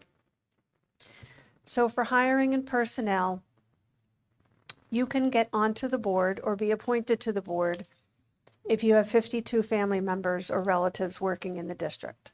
That's a slight exaggeration, 52. Not in Okay. Hamilton. Not in Hamilton, that's not. I know it's not. I sat there one year when the doctrine of necessity and search was being done, and I was floored because I came from a pretty small district where one person had a conflict, and it was his spouse who worked in the library 4 hours a week, and it knocked him out of everything. But yeah, that was something. But once you become a board member, the district can't hire a family member or relative of yours. Okay? So if you already have somebody who's working in the district that's a relative, an administrator can't exercise authority or indirect or direct authority over their own relative. A board member may not take part in employment matters regarding their family member or relative or their superintendent or anyone in the chain of command between the relative and the superintendent. So you think of the relative here and then anybody in the chain of command going up, which is always inclusive of the superintendent. And then a board member may not take part in the search, selection, or vote to hire a new superintendent, post-hire evaluations and contract discussions if they have a family member who's already or relative already working in the district. Okay, so this is why probably back when the accountability regulations came out, school districts started putting on their applications for potential employees, are you a relative of any seated board member? Okay, because the board, the superintendent cannot do that. There are limited exceptions to that. I was working with the district once a number of years ago, and it was a small district, but they were the major employer in their community, which was a tiny community. and their school nurse was retiring, so they needed a new school nurse. And they were looking to hire somebody. The only person who applied for the position, who was qualified for the position, had the right certification and experience, was a board member's spouse. So the superintendent went to the executive county superintendent. You guys know that there's an ECS, an executive county superintendent for each of the 21 counties, and said, this is our situation. This is the only person who has the qualifications and the certifications. Can I hire this person? The executive county superintendent asked the superintendent to re-advertise and see if there was a different end result, and there wasn't. So the superintendent was permitted the ECS waived the provision, and the superintendent was able to hire the relative of the spouse of the board member. But then the board member couldn't participate in anything above their spouses in the chain of supervision above them, up to and including the superintendent. Couldn't participate in negotiations and all that good stuff. Okay, next. In collective bargaining, these are some of the situations that you may run up against. If your spouse, this is the relationship to the board member, your spouse, a dependent child, or a child that's not dependent or a relative works in the district of which you are a board member, you will not be able to participate in negotiations or vote to ratify the contract. If you yourself or your spouse or a dependent child work in another district, not the district in which you are a board member, you won't be able to participate in negotiations, but you might be able to vote to ratify the contract unless you, your spouse, or your dependent child has heightened union involvement in the other district. Okay, so if they're in association leadership, they sit at the negotiations table, then you wouldn't be able to ratify the contract either. Okay, but you would be able to only if there's no heightened union involvement, excuse me, and after the memorandum of agreement or the MOA, the salary guides, the compensation package total has been. If you have a child who's not a dependent or a relative who works in another school district, not in the district in which you are a board member, thank you. You would probably be able to participate in negotiations and probably be able to vote to ratify, again, unless there's heightened union involvement of that person in the other district. And that, again, would be after the MOA, the salary guides, and the total compensation package is attained. Oops. Was that the next one?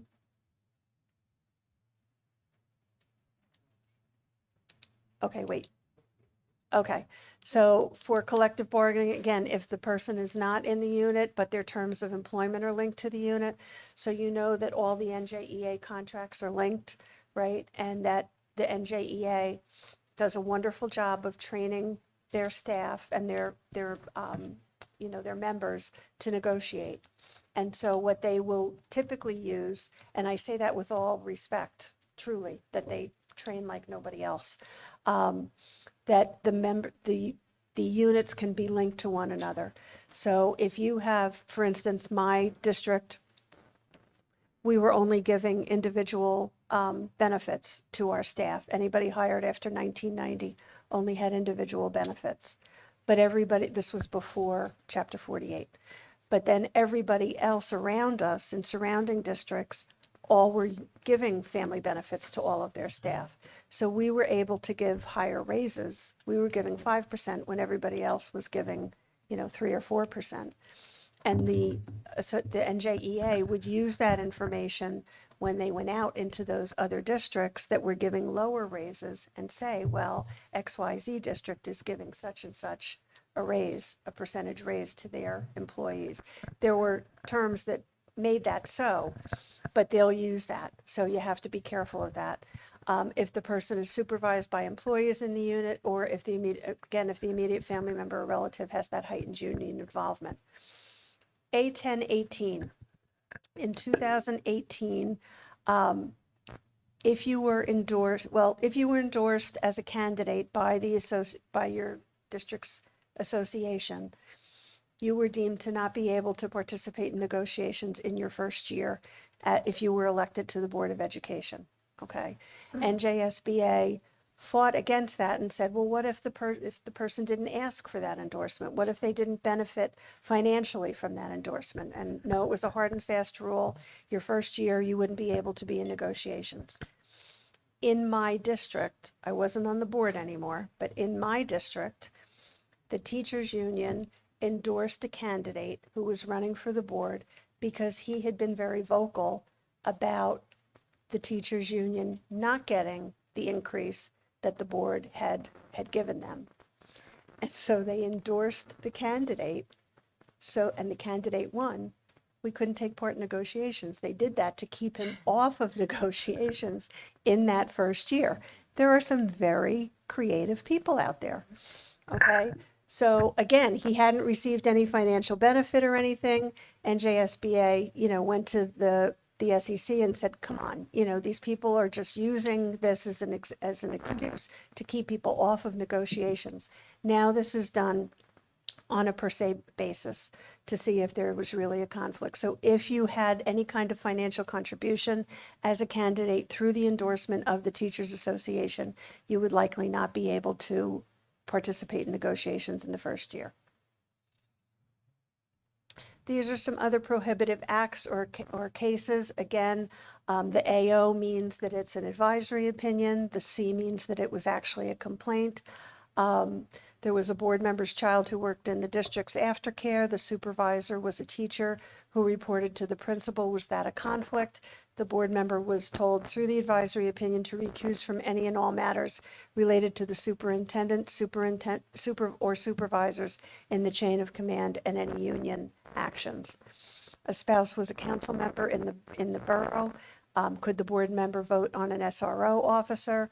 Actual perceived personal or financial involvement could violate the public confidence, and they were told to recuse themselves from all and any matters related to the borough. Wife worked in the district, mistakenly voted to renew the superintendent's contract in a block of 48 items, abstained from another item in the block. There was a potential for the conflict. Actual perceived, it was a reprimand. The SEC said that since the person abstained from one of the items in the block of 48, they literally looked at the block of 48 to pick out the one that they did not vote on and that they abstained from. So they should have seen the other and should have recused themselves from that one. So that was a reprimand. Can a board member continue to work as a food service vendor, as a lunch lady in the district? SEC recommended reassignment and recuse from any or all discussions and votes, including competing vendors or entities with similar or same products or service. Towns contracting to update tennis courts shared with the school district on school grounds. Can a board member's firm be the subcontractor? Yes, but they would only have the same, that board member would only have the same rights as any other member of the public. Try for someone else to physically perform the work, that the board member wouldn't be actually doing the work in their own district and would have no authority over staff and would advise the superintendent. And then a board member, borough CFO, voted to approve shared service agreement with the borough for lawn, snow, fuel, and transportation. The advice or the outcome was they had a direct or indirect financial involvement that might reasonably be expected to impair objectivity or independence of judgment, and they recommended a reprimand. Okay, so impact on committee assignments. This came out last year. The board president in a district was had a child who was an instructional aide in the district. And one of the other board members felt that the board president had chosen committee members and committee chair people based on their experience having been an employee in the district years before. And we're putting people in place on negotiations as the chair, because the board president was accused of feeling that chair would be more lenient towards the association in negotiations than would be representing the board. So another board member asked for an advisory opinion, and the board president was told that they could not choose any committee members or be on any committees that involve the local education association or matters related to the superintendent.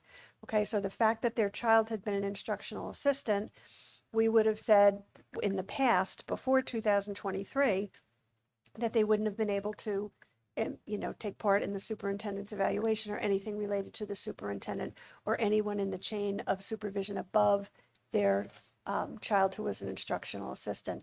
This took this to a whole new level as to what that board president was able to participate in. The SEC said they can't choose the chair members or serve on any committees that remotely touch upon or directly relates to their family members' employment, including but not limited to personnel, negotiations, instruction, and curriculum and instruction, and finance committees.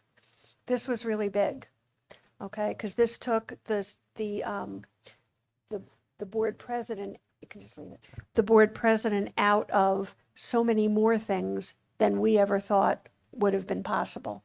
Because typically it would have just been the superintendent's evaluation and any matters pertaining to the SUP or anybody in the chain of supervision. So that board president could no longer choose the chair or appoint committee people or serve on any committee that had to do with including but not limited to personnel negotiations, instructional and finance committees. There was another board member in that same board whose spouse was a 10-month employee in technology. SEC that said that they could not be involved in in all matters, including service on committees that remotely touch upon or directly relate to their spouse's employment, including without limitation, personnel negotiations and/or finance. So you can see that some of these conflicts are now getting expanded beyond what we would have originally thought, because before 2023, Board Member B, whose spouse was a 10-month employee in technology, would not have been able to participate in the superintendent's evaluation or any matters pertaining to the SUP or anybody in the chain of supervision of their family member. But now this takes things to a whole new level. So you need to be aware of that as you're selecting board presidents and committees and things like that. Oops. Can we go back one? Oops, now we went back to next. Okay, don't click. Okay, you click, please. You were both clicking at the same time. Is that the one that came next? I'm sorry. Okay, so impact on executive session. A member attended executive session discussion on candidates to fill a vacant board seat, and her husband had applied. And then another, the board president, attended multiple discussions on a matter involving the spouse. Other members were unaware of the identity because they had different last names, okay? In both cases, the board counsel was consulted first. It was a censure for both of those members because when a member with a conflict goes behind closed doors, it creates a justifiable impression to the public that their trust is being violated, provided unwarranted privilege or advantage not available to the public. The member's presence could chill or intimidate or sway comments and opinions of others, and members are responsible for their own actions with duty to act prudently and cautiously. So even though council had said that they were able to participate, and Kathy Whalen last night talked about this case also, and said that what happens is the SEC still issues a violation of the act, okay, of the Code of Ethics.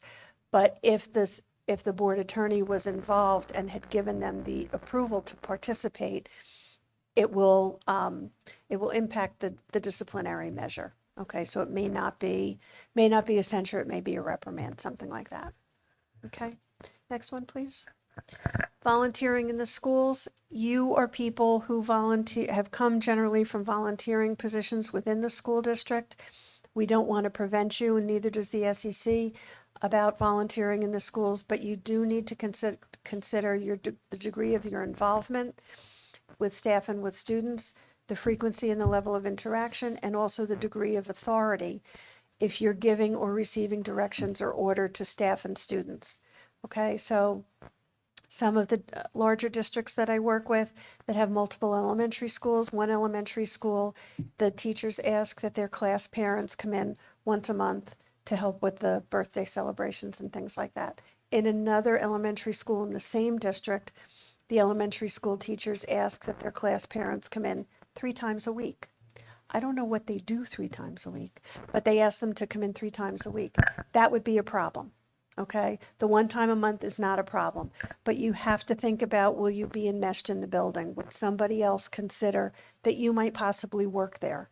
And that would be a problem because you can't be a board member in the district in which you're a board member. Again, think about, you should never be giving directions or orders to students or staff or taking orders from staff. If you work with the PTO or the PTA, please don't handle money. Okay, or district money, but PTO money or PTA money, don't count it. Don't be responsible for taking it and depositing it to the bank or even giving it to somebody else. Just stay away from money. That's an accident waiting to happen. And then you have to think about whether you would be a lead or regular volunteer or coach for the school district or for any activity. You can go on a field trip with your kids or your grandchildren. You can go to different events at the school. You should advise the superintendent that you're going to be in the school from when to when, on what particular day. Refrain from any board discussion with the staff, okay? Just don't, like I said before, don't ask, how's the math curriculum? How are the new Chromebooks that we bought? How are all those things working out? Don't talk about anything that has to do with the board or votes that have been taken by the board. And then really always be cognizant of the obligations of the act. When I was on my board from 1999 to 2008, board members could be volunteer coaches in the district. You can't do that any longer, okay? Because again, people in the community don't know when you're standing down there on the field and you're talking to one of the students or one of the athletes that you're not directing them on what to do. You may be saying, that was a great play, really proud of you, but they don't know that in the stand. So it's the perception as well as the actual case, okay? Voting, as board members, you're entrusted to review the recommendations of the superintendent and then vote in the way that you feel best serves the needs of the students in the district, okay? However, and you can vote no on something, but you really need to be considering what the superintendent's recommendation is, because again, they are the person that has the certifications, the experience, and the educational background to make those recommendations. And in an advisory opinion, A1222, it was asked whether a board member would violate the Ethics Act if they vote in the affirmative on a board motion to refuse to implement the New Jersey Student Learning Standards for comprehensive health and physical education. That was a couple of years ago. The response was if it was shown that the school official acted contrary to the laws, rules, and regulations promulgated by the State Board of Education, they would be in violation. Okay, so I actually had a board president call me from a district that I was working with in 2022 and say, we don't want to approve or adopt the student learning standards. And I said, you can voice your displeasure about the student learning standards, but you can't not approve the student learning standards. You have to do that. Okay, next one. Social media. I'm so glad I got off the board before social media became an issue. Just participating in social media as a member of the board doesn't necessarily mean that you violated the act. However, there are consequences. So you have to think about whether a reasonable member of your public would be able to discern that you are not actually speaking for the board or for the district. Okay, so it really depends on the content of the speech that's included in that. And this is where this happened in about 2018, where I said that disclaimer used to be pretty much a get out of jail free card, and you wouldn't necessarily be held responsible for that.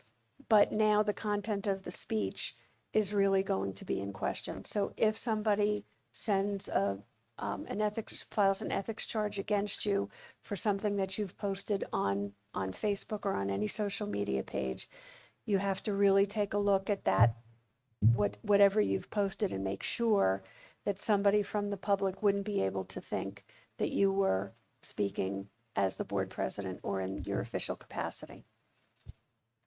Next one. A board member asked if as a private citizen, they would violate the act if they answered operational questions about the district on a Facebook page, Q&A between parents and board. The first problem with that is that the board member shouldn't be answering questions about operational issues, operational questions, okay? That's superintendent's prerogative.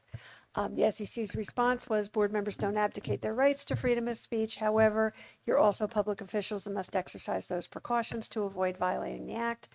It would need to be clear that comments made at a time and or place other than a board meeting do not appear to be written on or on the behalf of or with the authorization of the board.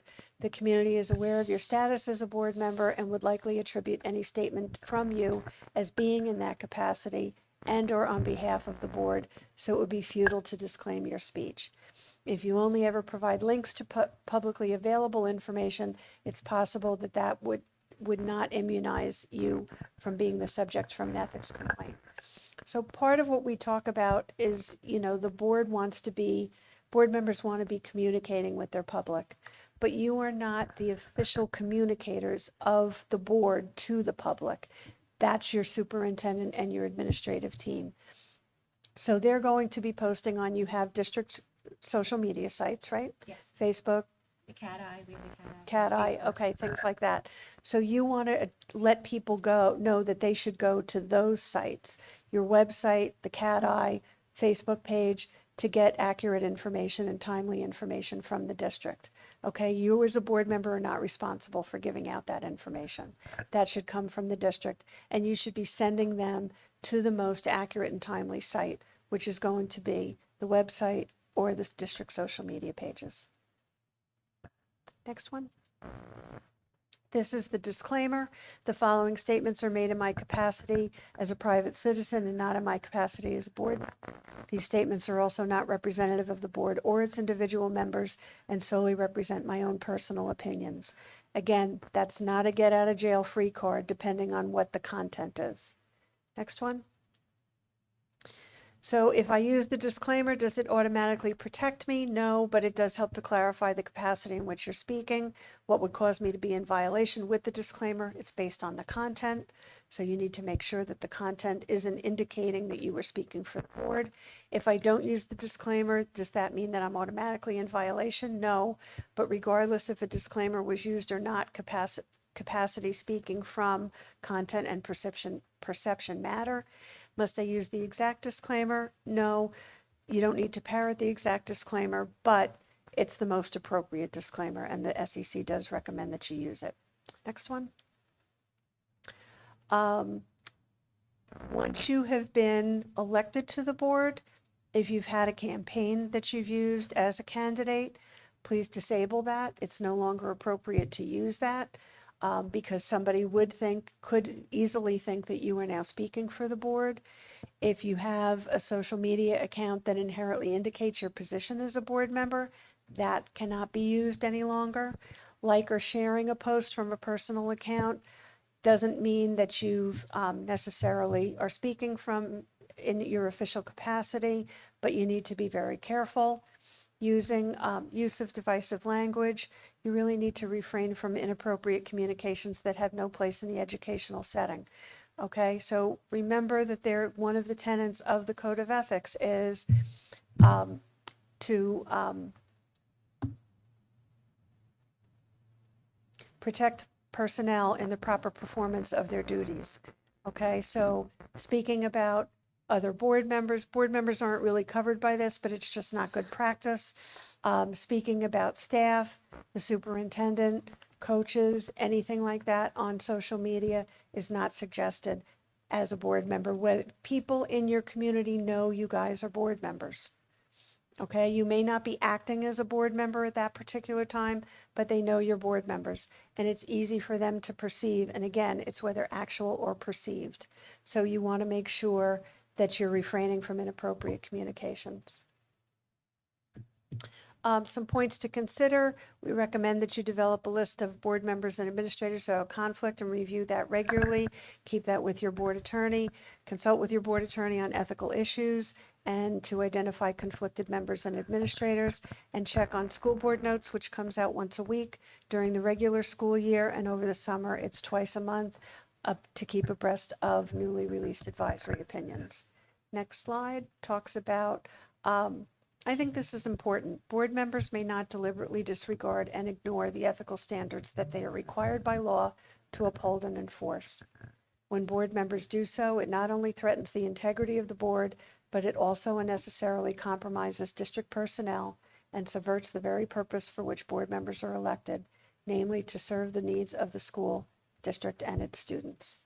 Okay, the next slide talks about the resources that we've used. You'll have all of this information. Again, you can click on anything that's underlined, an advisory opinion or a complaint, and see the full information on the SEC website. And thank you for all that you do for your student, staff, and community members. Mary Ann, Yes, thank you for a very insightful presentation. thank you. And I'm going to ask a question in a snippet, In a snippet. and perhaps the council may chime in too, because he's probably done it before. Robert's Rules of Order, Mhm. their purpose and their importance. Mhm. In a snippet, can you summarize? Because we operate through Robert's Rules of Order. Sure. Just about every board does in the state of New Jersey. And Robert's Rules protects the majority opinion. It also protects the minority opinion. And it helps to keep business moving. And remember, at a board meeting, as the board president, but also other board members are responsible also, not just the board president, to make sure that the meeting continues to move forward, okay? If a decision has been made, a vote has been taken, and somebody keeps going back to that, as the board president, you can use the gavel. I know you said you don't like to use the gavel. You, sir, figure my have got voice- to get a little bit more comfortable using that gavel.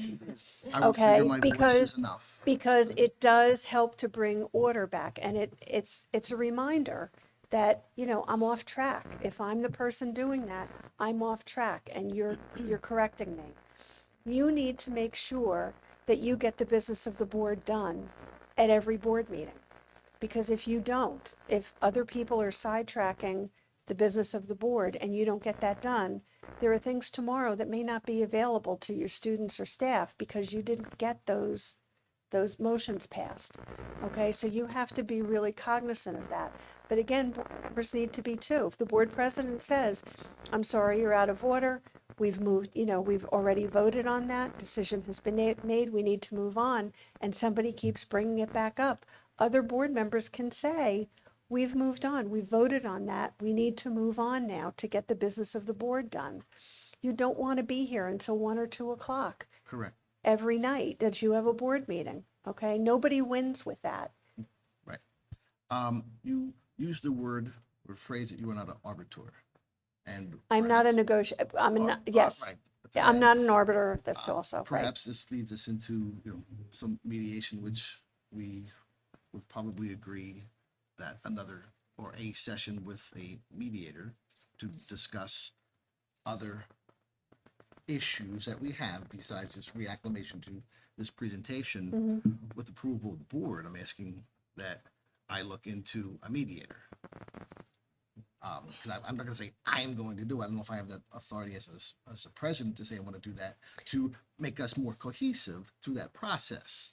Otherwise, I don't think we ever will attain what we want to be. Okay, without so think that. think And about, This was a beginning to that, good, I believe. And I think with the approval of the board, if I have to ask the board or not, I'm going to do it. That we should probably so, have another session with an actual mediator to actually hash out other items. so that would be done in closed session. Right, Remember, right, and there that's my may, notes. and you may need Where do I to, locate that person? you may need to rice individuals, Understood. okay, to be able to do that. Where do I begin to search for that person, that entity? Well, I think in some respects, I don't know if I would use the term mediator or facilitator, actually, because I think mediation has a very complex definition, in particular with regards to the dynamics of any particular situation. And I'm a huge believer in mediator. I go to early mediation, almost every piece of litigation I have. But maybe, we'll talk, you and I, offline about where I think there are some resources that you can look, because I think I know where you're headed. Correct. But I think I also want to have a more attorney-client conversation, so to speak, with you than just at a public meeting. Secondarily, with regards to your question on Robert's Rules of Order, I believe, and it is my opinion, that Robert's Rules of Order provides a framework for robust but productive debate and finality and resolution. And that's really how it should be seen. That is, it should be used to encourage discussion, encourage debate, and then reach resolution and move on so that a parliamentary body can conduct its business. Okay. So as we are attempting to move on, I do want to read something that Patty Morton wanted me to read. Again, thank you. You Hey, may. Jeff, is that gonna be a closing? Are you gonna be closing? No. So no, I'm gonna. If anyone else has any comments or question for Mary Ann, I'd like to read this first, and then that might broach some of it. But I think she has some very good words. So from Patty Morton, thank you for listening. I value everyone's time. I've been reflecting on our recent executive sessions, and I find myself wondering how we, as a board, can best prioritize the needs of our students and our district during these discussions.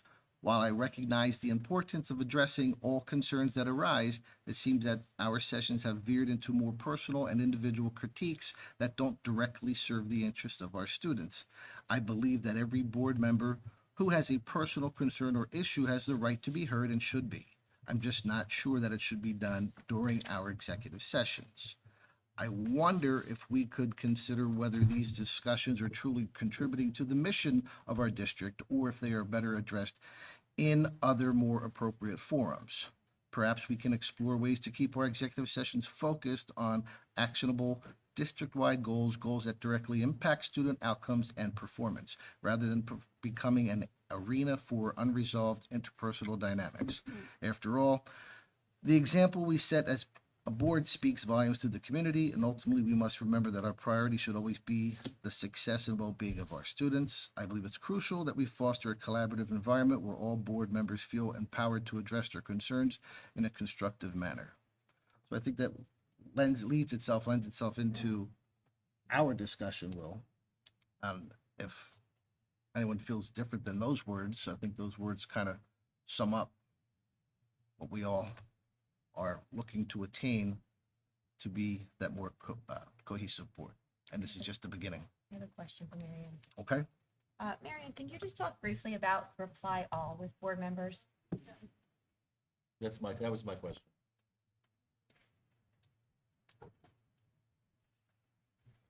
And the sunshine law and why it's. Okay, so the Sunshine Law is the Open Public Meetings Act, pretty much, and you need to be very careful to not have dialogue that could be perceived as the board, as a majority of the board working together offline on social media or in text messages or whatever. Okay, so a majority is a problem, and so you need to be careful about that. You also need to be careful because board members really should be talking about these things at board meetings. Okay, when the discussion comes up, you're always going to have a first and a second and a motion and then a discussion. So that's where the discussion should take place. We would recommend that you try not to have those outside conversations because it can also give the perception that the board is making up its mind before it comes in to vote on something. And that also shouldn't be the case because you should be able to listen to what everybody has to say, given the opportunity to have that discussion at the board table before you make your decision. You also want to, as Mr. Bonnicky said at the beginning, you have your public comments on agenda items only. And that gives your public the opportunity to voice their opinions about things that you're going to be possibly taking action on at that board meeting. So you want to hear what they have to say, and that should also help inform your decision as you vote. The only people who should be sending information to all board members is really the superintendent or the business administrator. Okay, even the board president, sometimes that may be necessary, but we would prefer, and the SEC would prefer that not be the case, that the superintendent and the BA would send that information out. It should be one-way information to all board members, okay? If somebody has a conflict of interest with something that's included in that, you need to take that out and then send that separately to that board member so that it doesn't have the same, the information that they're conflicted in. Because again, that's protecting the individual board member, the board, and the district. You never reply to all. You should have a section at the bottom under your your signature line that says, please do not reply to all. That should be bold, red, green, something, because replying to all can create a meeting. Now, is Okay. there a difference between just replying to all on business agenda items and just saying like, clarifying the truth or the lies that are being told during an email, and you want the whole board to try to clarify that up when it's not board business?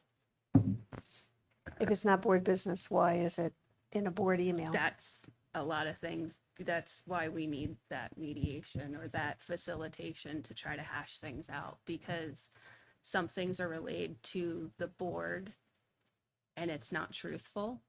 And then when you reply all to clarify the truths, you get closed down by the board president, the CSA. Yeah, because you've created a meeting. Well, it's that's illegal. private. It's not, it's creating a meeting that's not been advertised to the public. The public has the permission and has the authority to be able to be present at any board meeting and to be advised of when those board meetings are, so they can hear the board deliberate on certain issues. But it's a personal issue. It's a character issue. It's not a school district issue. Then that's Most of the something time. that shouldn't be, that's something that shouldn't be part of a district email. You never want to reply to all, and the information that comes out that's sent to all board members should be one-way information only, okay? It's not a responding to an email. It's, if you have any questions, please call me, okay? Because all of your emails are operable, okay? I'm sure you know that, the Open Public Records Act, so they're all operable. And you're now, if you're not using, everybody's using a district email address, right? Yes. As for district business, okay. Because if you're using if you send that, so this is the other caveat to that. If you're automatically sending, you have created a method to automatically send your district email when it comes in to the district, it comes into your district account, to send it to your personal account. If those emails are Oprah requested, you're going to be hiring your attorney to go through all of your personal emails to pull out what was district and what was not. And that's one big major ew, as far as I'm concerned. I don't do anything in personal email that I wouldn't care about being on the Asbury Park Press or anybody else who's still going to be in print after next year. But at the same token, I don't want somebody else having to go through my personal emails to figure out, and it's going to cost money too. So, because you're going to have to pay your attorney or somebody from your attorney's office to go through that and dig out anything that had to do with the district. It should all be one way. If you have any questions about the information that's being shared with you, call the superintendent, call the BA. That should be on all of the bottoms of your signature lines when you send things out to the board. It doesn't matter that it was a personal thing if more than 4 board members are involved in that conversation. Even if you just replied to 2 people, and then those 2 people replied to 3 people, now you've got a board meeting again. So it's the chain also of the emails that matters. So, and text messages also. So you have to be very careful with text messages as well, okay? You should have communication protocols that you have in place, and everybody should know what they are. Your new board member who starts in January should get that information and know what they are, so they know who they should contact, whether it's a chairperson of a committee if they have a question on the agenda, or the board president, the BA, or the superintendent. Who should they contact, okay? We always, every month, I put out an email and make that very clear. If they have questions, they should email me, the superintendent, and the board president. Okay, and that's fine. Okay, but they should be individual emails then that go to the 3 of them, okay? Not group emails. There's no group emailing in boards. Bad thing. Anyone else? Great. Ladies, thank Did you you- for speaking. Thank you for your Where did the side young lady assistance. go? Oh, she left. Oh, You did. did I Well, answer it through? Okay, good. Okay, I'm sorry, I didn't want to. That's okay. I You're didn't wanna you're disregard. interrupting the flow of the meeting. Sit down. gavel me. No, I can't. Come on. I can't touch that. Thank you so much for having us. Okay. We appreciate it. Thank you. Have a very happy holiday season and be Thank you safe so and much. well. Thank you very much. Drive Okay, safe. Thank you. item 4, residents forum, general topics, board policy number 0167 encourages community participation in every meeting. However, the board requests that the public respect a 3-minute time limit when commenting on any topic. At this time, residents forum, on general topics, anyone? Sit. I see no one, that is closed. And item 5, I ask for a motion to adjourn the meeting. They gave this, real quick, they gave this. Yeah, You want I, it, Scott? I, We're it gonna says at give it the to bottom the to BA. return to You me. want it? Yeah. Yes, Yeah, please. put it right in front, we'll Yes, collect them ma'am. right here. Okay, Motion. Motion. All in favor? aye. There's none opposed, there's no abstentions. This meeting is closed. There's my one gavel. Thank you.